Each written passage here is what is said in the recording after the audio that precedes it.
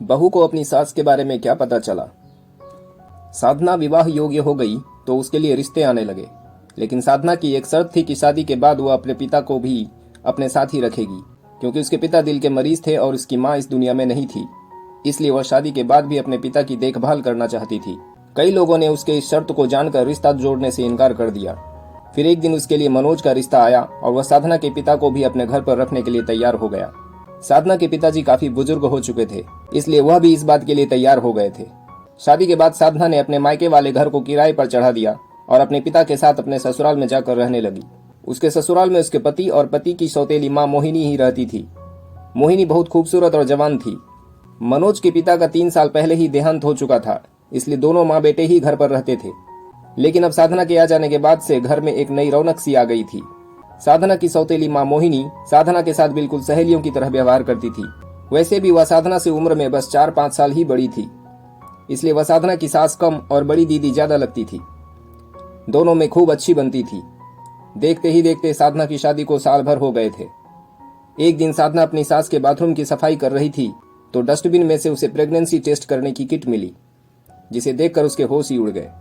कुछ दिनों से उसकी सास की तबीयत भी खराब चल रही थी, लेकिन आज उसे पता चला कि उसकी सास तो प्रेग्नेंट है। अभी वो वहीं पर खड़ी होकर सोच रही थी कि यह सब क्या हो रहा है, तभी मोहिनी वहां पर आ गई। मोहिनी उसके हाथ में प्रेगनेंसी टेस्ट करने की किट देखते ही बौखला गई। मोहिनी पर नजर पड़ते ही साधना पूछ बैठी, यह सब क्या है मम्मी जी? मोहिनी से तो कुछ बोलते ही नहीं बन रहा था। उसका चेहरा सफेद पड़ गया। वो वहां से झटके से बाहर निकल गई। साधना का सिर फटने लगा और वह सोचने लगी, इस घर में मनोज और मेरे पिता के अलावा और कोई मर्द तो है ही नहीं। उसके मन में शक के कीड़े ने जन्म लेना शुरू कर दिया था। उसने छिपकर अपनी सास पर नजर रखनी शुरू कर दी। एक रात उसे नींद नहीं आ रही थी। उसका पति बगल में ही बिस्तर पर लेटा हुआ था। तभी उसे बगल के कमरे में कोई आवाज सुनाई दी।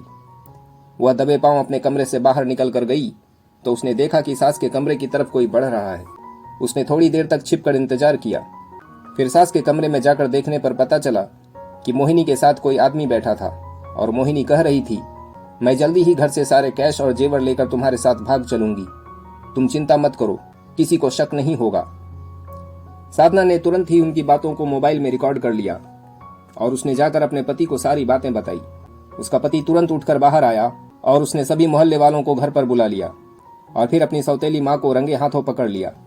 मनोज गुस्से में बोला, मैंने कभी आपको अपनी माँ तो नहीं समझा, लेकिन फिर भी मैं आपका सम्मान करता था। पिताजी के गुजरने के बाद मैंने हमेशा यही सोचा था कि मैं आपका ध्यान रखूंगा, लेकिन आप तो हमें ही धोखा देने की कोशिश कर रही थी। अब आप अपनी भलाई चाहती हो तो चुपचाप यहां से चली जाओ।